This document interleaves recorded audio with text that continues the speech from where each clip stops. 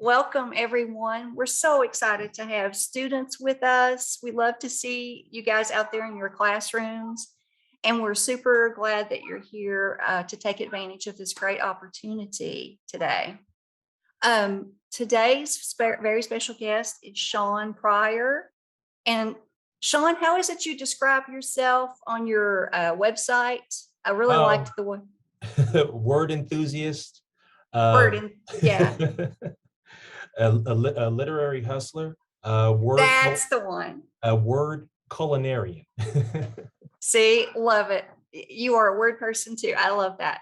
Thank you. So Sean has all kinds of wonderful work out there. And if I'm not mistaken, don't you have a new book coming in 2023? Yeah, in 2023, a graphic novel called Fast Break, with myself and artist Courtney Hawn, will be making its way to bookstores and libraries all across the world. It's a sports-based graphic novel.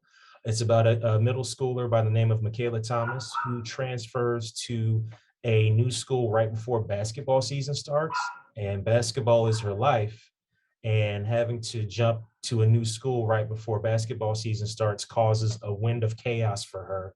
And now she has to find ways to play for a new team, make new friends, adjust to a new life, a new house, and also all the changes going on with her family. But it's going to be a fun, fast-paced, um, just a, I'm sorry, I'm tongue-tied. I'm just excited about the That's book good. coming out next year. No, But you should be. it's going to be a blast. And yeah, hopefully spring, summer 2023 is when everybody will see it. Well, we're going to be watching for that. Thank you. And you guys can see there on the screen a lot of Sean's bio. So check out all of his good works. Today, we will be giving away, I believe, 8 copies of Nat Turner's Rebellion. And if we don't have time to do that during the session, and we usually end up using that time for questions, we will do that right after. So you can watch your email for that.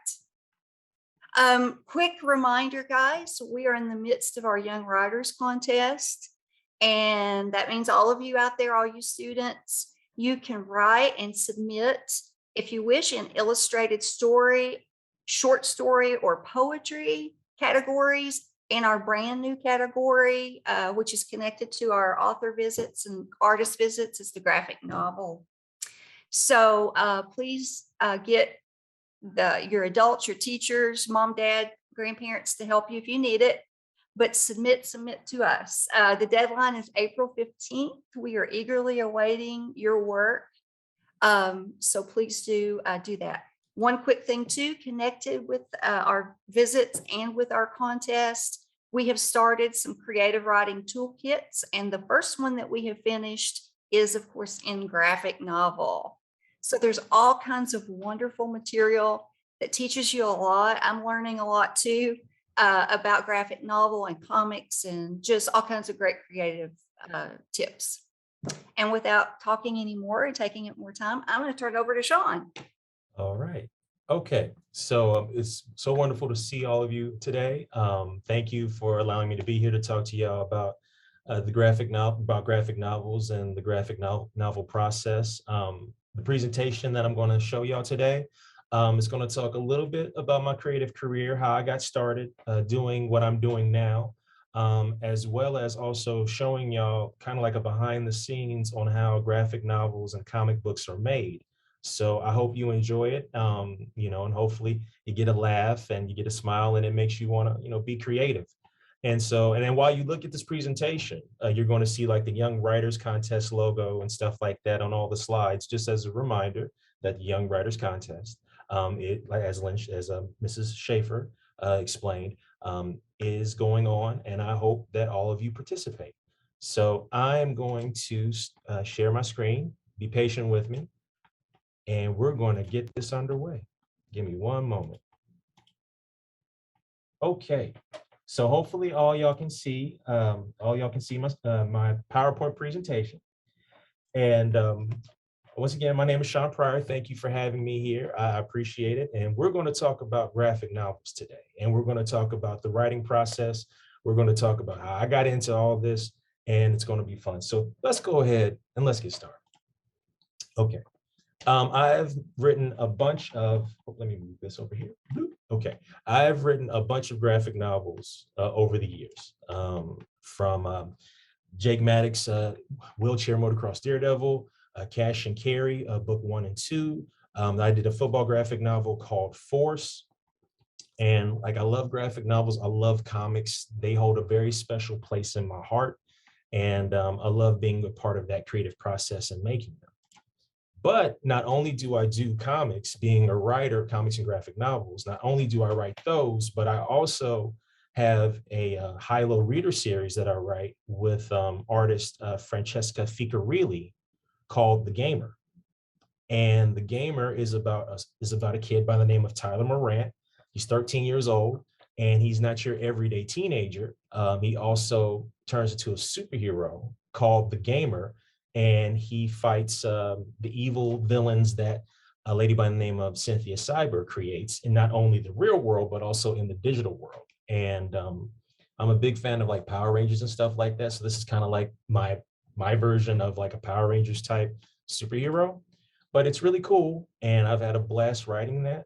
And I just wanted to kind of show y'all that. And you can get Gamer books wherever books are sold. But let's talk about graphic novels. Let's talk about where I started and why I wanted to be a part of this world and why I wanted to write graphic novels. In order to do that, we got to talk about where it all began. And for me, I wanted to become a professional writer back in like 2007. That's when I knew. Now, here's the thing. We are all writers, all of us. We may not think about it that way, but we've been writing pretty much almost our entire lives. Even y'all in school, y'all been writing your entire lives, and you're writers and you don't know it. When you do a homework assignment, you're writing.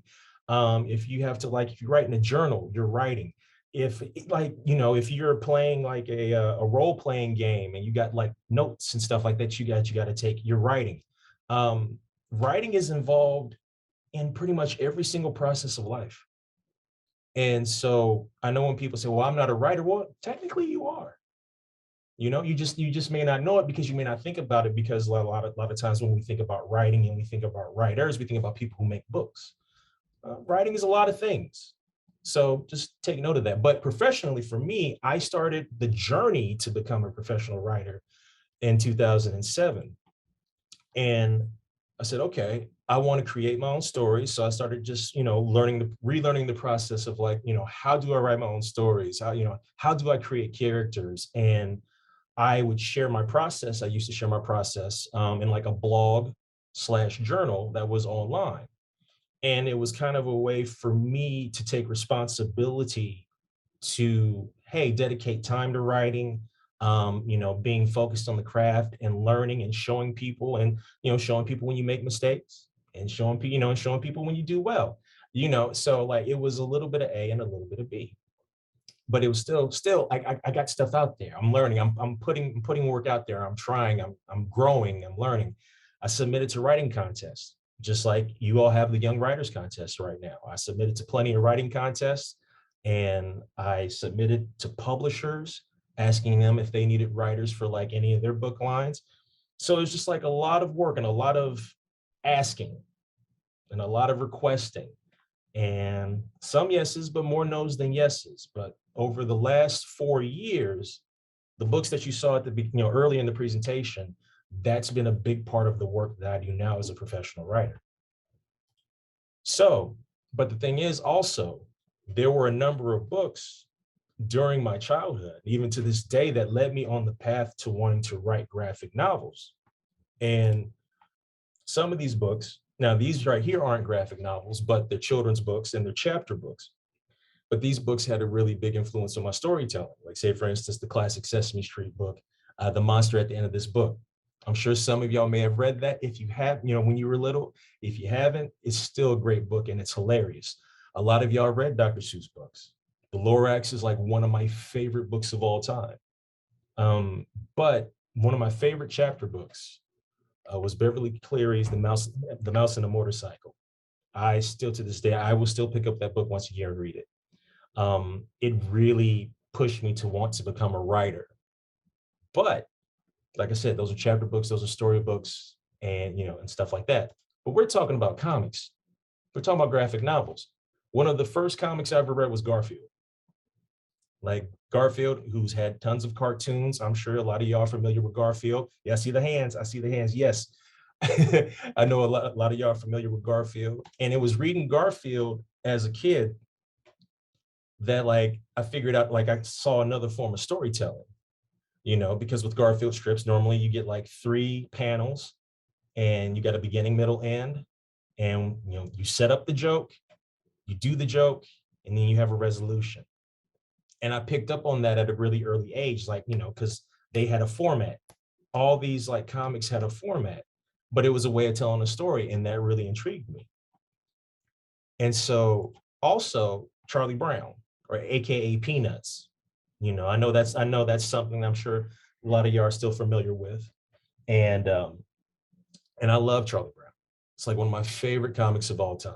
I'm a big Snoopy fan. I'm a very big Snoopy fan. I think Snoopy has a new cartoon out, like on Apple Plus TV. But reading Charlie Brown comics really, really wanted me. I was like, I wanted to make comics. I wanted to make graphic novels. I knew I couldn't draw, but I knew I could write. And reading their stories, reading Charles Schulz's stories every single day, just meant so much to me. And it still means a lot to me. Like I'm a child of the 80s. I grew up in the 80s, but Charlie Brown has now been around for over 60 plus years. So there are generations of kids who have read Charlie Brown or have seen Charlie Brown on TV. Like a lot of, your generation is probably more familiar with Charlie Brown being on television or on the movies.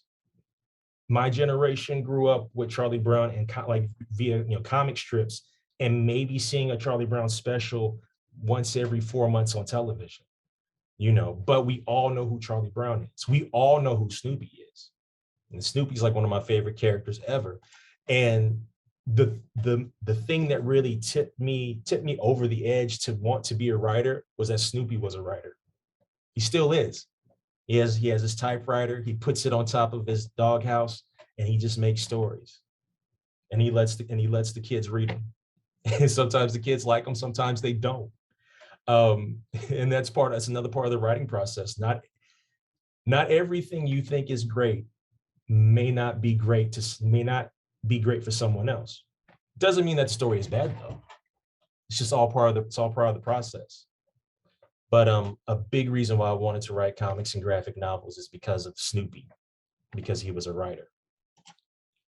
And also I wanted to write comics because when I would read Charlie Brown, or when I read these comics, Charlie Brown just always had the worst luck in the world. He rarely ever wins. And Charles Schulz, the late Charles Schulz, who created Charlie Brown, he said Charlie Brown must be the one who suffers because he's a caricature of the average person. Most of us are much more acquainted with losing than winning. Winning is great, but it isn't funny. And so, yeah, we laugh at Charlie Brown's losses because Charlie Brown doesn't always win. In fact, he loses a lot. And we laugh about it. But when he actually gets that win, when something good actually happens to him or for him, we feel better about it because we've seen all the losses. And so that really struck a mark with me. And yeah, Charlie Brown, Snoopy, the whole Peanuts gang has a very impactful meaning on my life. But I'm also here to talk about comic books and graphic novels, y'all. And I love comic books and I love graphic novels. And some of these comics that you're about to see also had a large influence on why I'm doing what I do now. When I was a kid, if I wanted to watch Star Wars, the only way I could watch Star Wars is I had to wait till it came on HBO, and it wasn't going to come on every month, or possibly rent a VHS tape. There was no Netflix, there was no HBO Max, there was no Disney Plus, no streaming, non-existent, did not exist. There was cable television, over-the-air antenna television, and we had to go to the video store. Those are your 3 options. So you're not going to see what you want every single day, And so if I wanted to watch The Empire Strikes Back, well, Probably couldn't. If I went to the video store and that VHS tape was gone, oh well, I couldn't watch it. But what I could do, I could read the comic though. And so my mom and my dad would take me to the comic book store all the time. And I would get like just tons of comics just to take home and just read and like just devour. And so I may not have been able to watch The Empire Strikes Back, but I could read it every day. And was it, it's like, yeah, it's kind of like watching the movie, but it was different. It was cool. It was fun. And it really like made my imagination, took my imagination to like different places and made me see things that like I didn't see in the movie. And say, and then after that, oh, come to find out there were more Star Wars comics that had nothing to do with the movie when I was a kid. And I bought them all, read them all. None of the stuff has ever showed up in any of the movies. It's for like some of these stories, but I thought it was so freaking cool. Loved it. It was great. Now, I know y'all watch the Avengers. I know y'all watch the Avengers. I know you know who James Rhodes is, aka War Machine, aka I think it was like US Patriot for a moment. But once again, when I was a kid, there were no Iron Man movies. There was an old Iron Man cartoon that would air like early in the morning on Saturdays. But growing up for me, I first saw James Rhodes in an Iron Man comic book. And this comic book right here, like, just was amazing because this is the first time in my life seeing a comic book, seeing a superhero that looked like me, playing a very pivotal superhero in the Marvel universe. And I thought that was amazing. And I was just like, oh, we get to be superheroes too. Oh, this is so cool. So that's how I came up, knowing who James Rhodes is. And your generation found out through the movies. And that's cool. Like I said, there are all different types of ways to be introduced to this stuff. But I got introduced to a lot of things that you all watch today because of comics. And I was like, I want to be a part of that world. Like I have to be a part of it. And then talking about comics and graphic novels, I've said the word comic book, I've said comic books, and I've also said graphic novels. And when people ask me, what's the difference between a comic book and a graphic novel? Nothing. Absolutely nothing. They're both the same thing. Comic books and graphic novels are both forms of storytelling that feature artwork.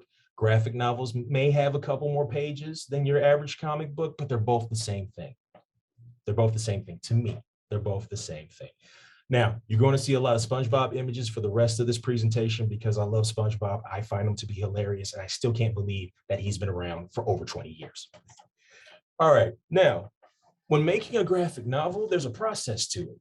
Like a lot of people think that we just all cobble this stuff together real fast and the computer just does all the work and ta-da, it's done. No. There's a process. When making a graphic novel, first thing we got to do, we got to write a script. We have to write a story. Well, in order to write a story, we got to have an idea. The idea is a thought, a plan, something that you imagine or picture in your mind. You don't have a story if you don't have an idea. Then you have to have an outline. How many of you kids have had your teachers talk to you about outlines before or making notes? Without an outline, also, I see that raised hand. Yes, I do. Yes. Outlines are important. When trying to tell a story, you should have an outline because an outline is a step-by-step list of what you want to do with your story and where you want it to go. And it's going to make it easier for you to write your story because you know how everything's going to go. Outlining is important. You're going to hear that all the way through high school. All the way through grade school, through middle school, through high school, and you're going to hear it through college too. Outlining is important. And then after you have your idea and your outline, get to it. Write, type, create your story, have fun with it. Now, as with every story that you write, it has a beginning, a middle, and an end. With graphic novels, the beginning could be at the end could be at the beginning, and the middle could be in the middle. Or it could go any single way. And that's the coolest thing about graphic novels. The story doesn't always have to be like in a straight line. Sometimes it can go forward, backward, around. back, forward, it can be anything you want it to be as long as people understand what's going on. But conventionally, normally, you have a beginning, middle, and an end. And so then after you write the script, an editor looks at it, they tell you what they like, what they don't like. Do you have to fix this, change this? You do that. Yay, script's done. Then you give it to an artist. And this is where it gets cool. And it also gets really, really detailed. When you give it to an artist, they get your script. And the first thing they do to make it easier on themselves, they do something called thumbnails. Now, when you look at this art right here, like it looks all sloppy and scratchy and you know, it's not highly detailed. That's what a thumbnail is. A thumbnail basically is like a basic layout so an artist knows, okay, I want to do this when I actually really draw the story. This is what it's going to, this is how the layout's going to be. These are how the characters are going to react. This is how they're going to, you know, be posed. And it just simplifies the process when they actually have to draw the page. And so the artist will draw the thumbnails. They'll give the thumbnails to the editor, the writer, and the artist will look at the thumbnails and they'll say, okay, yeah, this looks good. You're following the script, it looks great. And sometimes like when artists do covers for comics and graphic novels, they'll do thumbnails. And like say, for instance, this right here has like 6 different cover layouts. So like the layouts are all different. And then like the editor and the artist will talk about like, well, which one do we like? Okay, well, I like the one in the upper left-hand corner. Okay, let's do that one. And then they will fully flesh out that drawing. But thumbnails help artists tell the best story possible. So like if you see here, the artist has highlighted everything that's highlighted in green from his thumbnails. He said, okay, these are the best things. These are the best parts of the story here that I'm going to create when I actually make this full page. So thumbnails are very important in trying to artistically put a page together. But after the thumbnails are done, we go to pencils and inks. And this is when an artist comes through, they draw their page. And if you look here, this is a page that has Spider-Man and the Punisher. And if you look at the pencils are detailed. They're detailed. Everything looks good. You might see like a couple little X's, and those X's mean fill that with black. But if you notice, there's a big difference between the pencils and then once the inks are put on the pencils. When you put the inks on top of the pencils, then you see even more detail. Then you start to see like the differences like in depth perception. And you just, everything starts to pop. And now you can really see the story. It's really cool. And here's another example. Like I said, when it's just pencils, it looks one way. Inks heighten the detail and change the look of the story overall. And it's really cool. And it's a process. But then after you do all those pencils, you penciled and inked all those pages, then there's colors and lettering. Because coloring adds a completely another level to your comic or graphic novel. It just changes the mood, it changes the tone, everything. You know, like it's a process. Like your average comic book's about 24 pages. That takes about 30 days to make. You know, a graphic novel could take anywhere between 90 days to a year, depending on the amount of pages. But your average comic book, which is like 24 pages, takes over 30 days to make because of all these processes.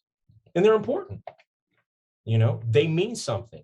Like every single person that's involved in the process of making a graphic novel or a comic has a level of importance to give you the best story possible. And it's really cool stuff. Now, I'm going to close this out, closing thoughts. I know this went really, really quick, but one of the things I didn't talk about was, you know, dreaming and, you know, daring to dream. As for me being a writer, dreams and my imagination are a very big part of what I do. Never be afraid to dream. Never be afraid to imagine. If you make stuff, I don't care if you're making a video game. I don't care if you're just drawing, painting, anything. Be creative. Creativity is a part of life. Creativity is in everything you do. You know, If you want to be a cool chef, go be a chef. Be the most creative chef ever. You know, whatever you want to do, create and be creative at it. And you don't have to be perfect. Now, I'm not saying that for you to get out of your homework at school because you got to do your homework. That's important. But perfection slows down everything we try to do. You do the best you can. Ask questions. Even a genius asks questions. And most importantly, I want you to have fun. And that is the end of my presentation. I'm going to stop sharing my screen. I see we got a bunch of things. Oops. Oh, we have so many great questions and you gave great advice. So you guys are working together. Okay. I'm not sure where to start, though. I do want to mention Lillian asked a while ago if she wrote a book, could she send you a copy? I would love to take a look at it. Yes. Okay. One of the earlier questions had to do was, I think Sherry asked, was it difficult or is it ever difficult for you to be accepted as a writer in your profession because of your race? Because you talked about, seeing people like you for the first time when you were looking at comics as a kid too. So yeah, there were moments, and there still are moments to this day where the world of publishing, it's gotten better, but it still has a long way to go. And so the acceptance and need for inclusion, some publishers are really starting to see that. So now you can start to see some more of our stories out there. And I think that is great. We still have a long way to go. And I have stories that I could not talk about here. Some of the things that have happened to me that I've dealt with over like the last 10 years alone. And some of the things that were said to me directly put me to the point where I was just like, should I still be doing this? Is this safe for me? Is this good for me? Is this good for my mental health and well-being? Regardless of all of that, I want kids that look like me, and I want young kids, period, to understand the power of storytelling and that we make a difference out here. And we can make a difference out here. So I'm really glad you were able to persevere. Thank you. And thank you for answering that, Sean. Oh, you're welcome. You're welcome. So a lot of the kids also want to know things like how you come up with your plot ideas and your characters. Mm-hmm.